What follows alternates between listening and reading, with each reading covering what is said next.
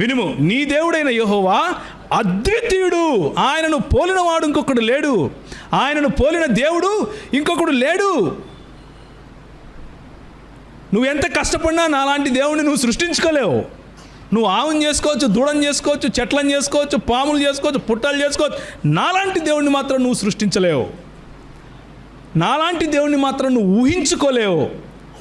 నీ ఊహకు అందని వాడిని, ఐఎమ్ యూనిక్ అని చెప్పటం కోసం ఇప్పుడు ఇట్లా చెప్తే నీకు అర్థం కాదు, కానీ ఒక మాట చెప్తా చూడు అని చెప్పి, నేను మీ నాయన మీ అబ్బుండాడే అబ్రహాము దేవుణ్ణి, ఇస్సాకు దేవుణ్ణి, యాకోబు దేవుణ్ణి అని చెప్పి పరిచయం చేసుకున్నాడు. ఇప్పుడు మనం ఈ అబ్రహాముకు, ఇస్సాకుకు, యాకోబుకు అసలు ప్రత్యక్షతలు కనిపించాయా అని చూడాలి.